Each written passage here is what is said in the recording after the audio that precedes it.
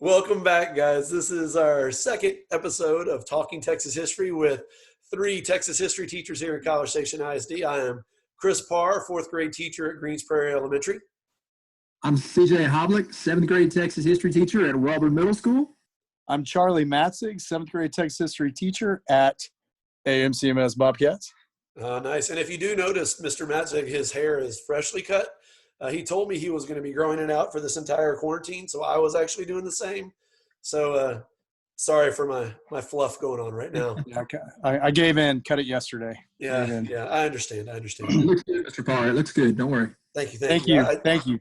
I brushed as well. So. No. Okay. Well, today what we're going to do is we're going to kind of transition. Last time was about the Comanche. Today we're going to talk a little bit about a Spanish explorer. And before we get into him, a little background into the Spanish explorers, or what we actually call them the conquistadors. The conquistadors were Spaniards that were coming over to the New World, this area that in North and South America. And essentially they were looking for three things, the three G's: gold, God, and glory. And so as they were coming over here, they were exploring the New World, North and South America, and quite a few of them encountered Texas somewhere along the way. We're going to talk about a guy by the name of, now, first of all, you're going to bear with us here on the pronunciations of Spanish names. We, all of us here were born and raised in Texas. And so the person we're going to be talking about today, his full name is Alvar Nunez Cabeza de Vaca.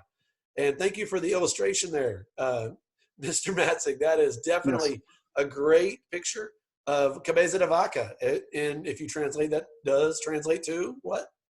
Head of a cow. Head of a cow. Very good. That's a direct translation. Well, Cabeza de Vaca, he was a member of an exploration group. He was a conquistador coming over from Spain.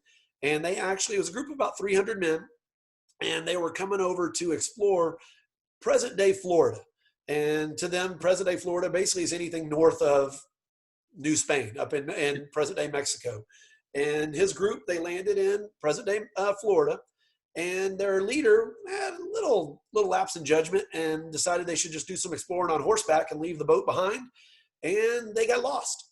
They essentially could not find their boat. And once they couldn't find it, they said, well, let's just get ourselves to Mexico City.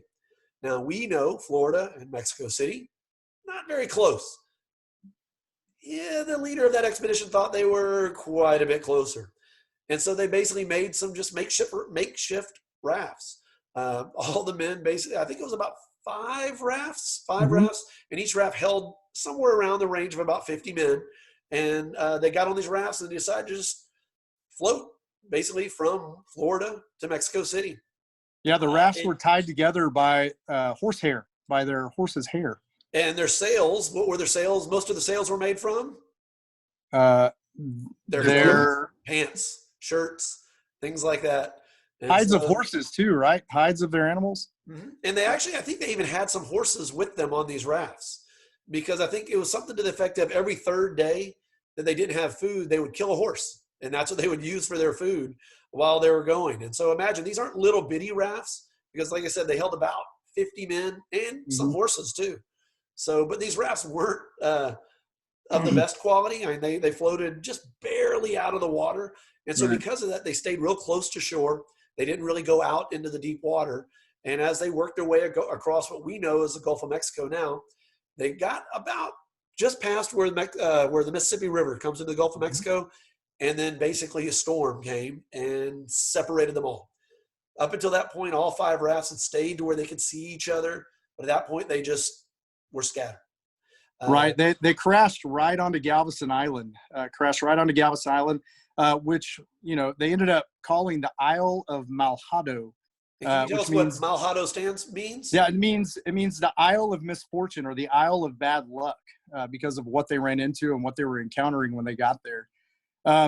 Cabeza de Vaca basically went from a conquistador, a conqueror, a Spanish conqueror, in search of God, gold, and glory, to a survivalist, right? He was trying to find his way back home from then on, back to Mexico City.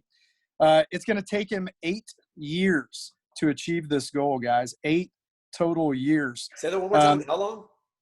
8 total years. In Sandlot terms, forever. Do y'all remember that quote? Forever, yes. Yeah. You're killing me, Smalls.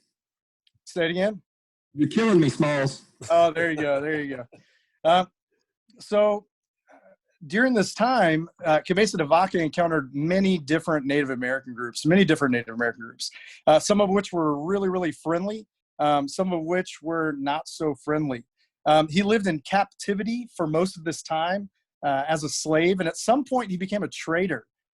He became a trader between the Native American groups. He would trade hides of animal skins to the coastal groups for seashells. And he became popular amongst some of these Native American groups, but he was still in captivity. They just, let him do those things because they wanted stuff they couldn't have. But did you know that what helped Cabeza de Vaca the most was that the Native Americans kind of forced him into becoming a shaman? Okay, do you guys know what a shaman is? No, could you tell me what a shaman is? Yes, a shaman is basically a healer of the sick. Okay, a healer of the sick. And at first, he thought A this present was day what? Like we would call that a present day doctor, physician. Yeah. Yeah, Mr. Farr.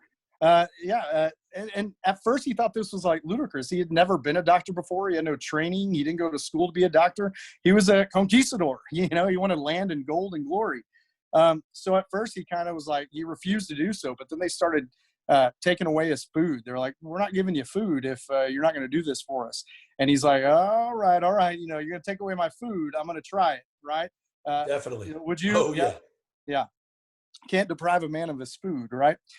So then the Native Americans would just come to him with like different ailments, if they had a headache or if they had a common cold. And he kind of used what he knew. He was Catholic. So he began reciting prayers and he would do the sign of a cross. Go ahead. Yes. My daughter walked in. I had to kick her out. Sorry about that. Oh, gotcha. I was like, what's going on there? But he would, like I said, he was reciting prayers. He would do the sign of the cross. He would breathe on the Native Americans in the specific ailments. And after receiving these treatments, Cabeza de Vaca said that most of the time the Native Americans reported that they felt better. All right. So he became very popular after that. And the Native Americans began to treat him more kindly. They even started giving him food from their own ration because of how special he became at being a shaman. He almost became like celebrity status. So, a modern day CJ Havlik, he became very popular. Yeah. And I've heard of that guy. Yeah, I've heard of that guy. Which way? Where's CJ? Which Up way? and to your left. That way. Other way. Sorry. That way. There you go. Up and to your right. Very good. Over there. So he was like a modern day celebrity amongst the Native Americans. And so what do you mean by that? How did they what did they? How was he a celebrity? He became Coach Havlik's going to tell you about that because he's going to be passed around from Native American group to Native American group in a minute. Do you want to comment on that? Yeah. CJ? So Mr. Matzik, do you want to talk about the one big thing that he does? Yeah. So basically, whenever he became celebrity status or about to become celebrity status, they asked him to perform a surgery. All right.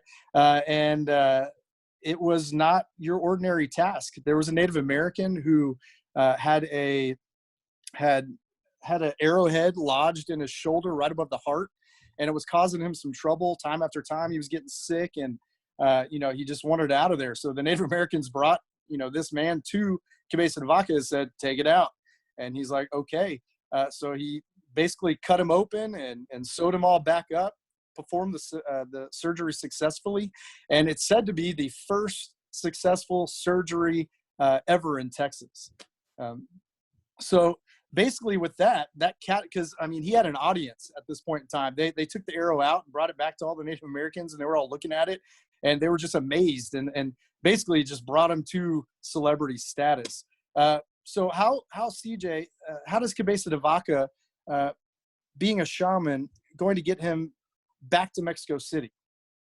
That's a great question. So when Cabeza de Vaca performs this surgery, he really amazes the Native Americans. They've never seen anybody do surgery before, and surgery had never been performed before, at least not on Texas soil, which is why Cabeza de Vaca is he's the patron saint of the Texas Surgical Society. He's like their mascot, their emblem. And so word starts to spread from village to village that Cabeza de Vaca and his buddies have done this, that the guy was successfully healed, and that Cabeza de Vaca is looking to move on.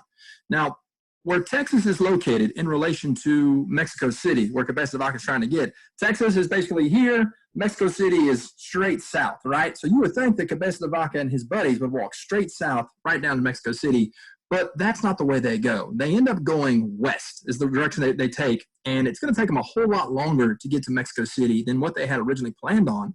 And if you're asking yourself, well, why would they go west? Why wouldn't they just head straight south? Well, the short answer was it wasn't safe to go that direction. There were a number of hostile Native American groups that lived in that area that would potentially kill Cabeza de Vaca and his buddies or enslave them, make them slaves once again. So instead, Cabeza de Vaca and his pals, there's 3 other surviving Spaniards besides Cabeza de Vaca, they're going to head out west. So they're going to head out across western Texas, out into New Mexico, out in that places, and they're going to come in contact with the Puebloan people, the Germano, the Tiguas, the Jornada, who may have been out there at that point in time. Relatively peaceful people. They were sedentary people. They lived in one place year-round. They grew crops like corn, beans, squash. They had food to feed Cabeza de Vaca and his buddies. So wait, back to last week. They were not nomads. Yeah, that's right. That's By this right. point in time, these groups of people had discovered agriculture, growing crops, and they were able to stay in one place year-round. They didn't have to move. Instead of food go that way, me go that way, it's food grow here, Me I stay stay here. here. Okay, gotcha. And so Cabeza de Vaca's reputation had really grown, and the Native Americans were like telling other groups of Native Americans, if you don't give this guy what he wants, he's going to be really angry and bad things are going to happen. So Cabeza de Vaca writes in his journal about how when he met the Germano specifically, they would all be gathered together in one room of their house, their pueblo. They would have all their possessions piled up in the middle of the floor, and they would all be sitting facing the wall away from the entrance with their hair covering their faces so as to not offend Cabeza de Vaca and let him know, here's all our things, take whatever you want, you need your help, all right? So he's moving from village to village, from Native American group to Native American group, and he really develops a following here. Like he's got hundreds of Native Americans who are going with him from place to place. They're catching food for him. They're building shelter for him Kind at of like night. an entourage. Exactly. Yeah. He's got an entourage of Native Americans, hundreds of Native Americans everywhere he goes.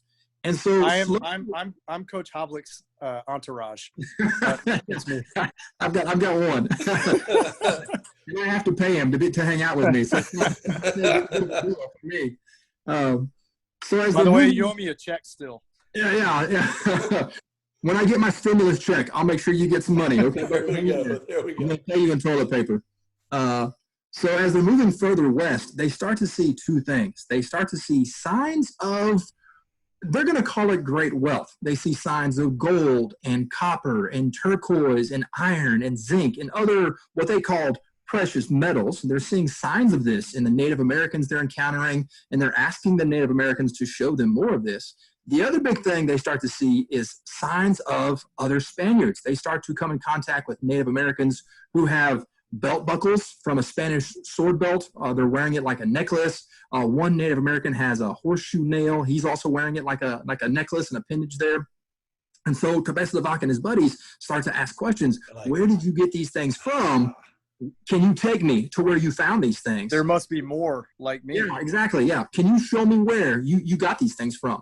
And so as they make their way further and further west, they almost get to the Pacific coast. They almost get as far as the Pacific Ocean when they're going to come in contact with some Spanish soldiers, basically. Mr. Parr, do you want to fill us in on who these Spanish soldiers were they come in contact with? Well, these soldiers, they weren't the conquistadors. They weren't exploring. They weren't trying to find lands. They were actually hunting for people. They were slavers. They were going out to capture people to enslave them. And they encountered Cabeza de Vaca and his 2 buddies and captured them to be slaves. And Cabeza de Vaca was a little shocked by this. What did he do to try to get out of this? Well, so, I mean, here he is. He's been living like a Native American for years, for about 8 years at this point in time. His skin is browned by the sun. He's wearing Native American garb, Native American clothing. About the only thing. He's even learned 6 Native American languages by when it's all said and done. Isn't that crazy? And no shoes this whole time. No No shoes. shoes. And about the only thing that really distinguishes him from the other Native Americans is he had a big bushy beard. And many Native Americans don't grow facial hair or grow very little facial hair. So he kind of sticks out that way. Plus, he speaks Spanish, and he starts to talk to the Spanish slave hunters in Spanish, and he demands they take him to his captain, take him to their captain right there, well, which they do. So long story short here, essentially what's going to happen is Cabeza de Vaca and his buddies are going to be escorted down to Mexico City to go meet with the viceroy, who's like he's kind of like the governor of New Spain, the governor of New Mexico. And they're going to tell their story there. But Mr. Parr, what happens to all of Cabeza de Vaca's Native American friends after he leaves? You know? His entourage, for lack of a better term, they're left behind, and the slavers enslaved them. Yeah, Cabeza de Vaca really didn't want that to happen. And they were his buddies. They kind of went around with him, and as soon as he was gone, the Spanish soldiers captured and enslaved all of his entourage, for lack of a better term.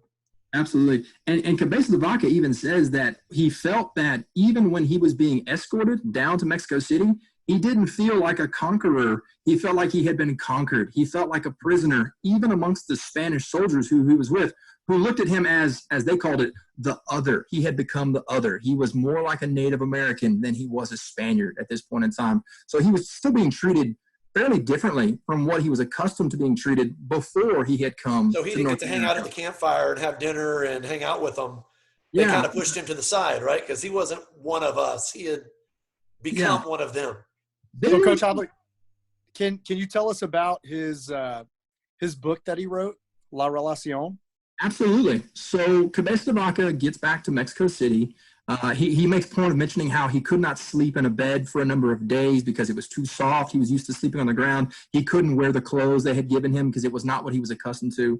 He talks to the viceroy. He recounts his stories of what he has seen and what he has done. Eventually, he gets back to Spain. And when he gets back to Spain, he writes his whole story down in a book called La Relación, the account, which basically tells everything about all the people, the animals, the plants that he had seen, he had encountered. And many of these are the first time a European had seen any of these people, plants, and animals ever in human history. What else does he mention? So as we had said earlier, Cabeza de Vaca and his buddies had seen signs of quote-unquote great wealth. And so they had seen signs of gold, silver, copper, bronze, ore, and he mentions these in his book. He mentions these signs of great wealth, which is going to be very interesting to the other Spaniards who are going to read his story. Because what is one of the 3 G's? Gold. And there'd been legend for a very long time over in Europe, especially in Spain and Portugal, about the 7 cities of gold, or Cibola, that somewhere in the New World there were these 7 cities that were just made of gold. And so as they hear these stories about maybe hints of gold, or he never says 7 cities of gold. He never says 7 cities of Cibola. The conquistadors hear that and they're like, we want some of that. We want to go back for more. Maybe it is the 7 cities of gold. And so that kind of starts a wave, the next wave of Spanish exploration that really at that point in time had not encountered what present day Texas and the American Southwest. It had been limited to Florida and pretty much the Central American Peninsula, the whole area there. And one thing I'd love to point out here is that Spain, the Spanish conquistadors, had great success finding gold, God, and glory in Central America, Mexico, Central America, and South America. Conquistadors like Hernan Cortez and Francisco Pizarro, who was on his conquest at the exact same time Cabeza de Vaca is doing his thing. So many Spaniards are thinking, if we had success here, why wouldn't we have success up there? Yeah, let's go up in that area and let's go find gold. And so that's kind of going to segue into our next, some of our later conversations that we have here. To give you a little hint of things to come, we might be talking about some of these future explorations and maybe some encounters and ways it does impact Texas along the way. So thank you guys for your time. We've really enjoyed sharing this with you guys. Again, wash your hands. Keep your fingers out of your head holes. I thought you were waving to me. I went like this, and then I realized you were talking about washing hands. Oh, I can wave to you as well. I waved back at you. I'll wave. All righty, guys. Y'all have a good one. Take care.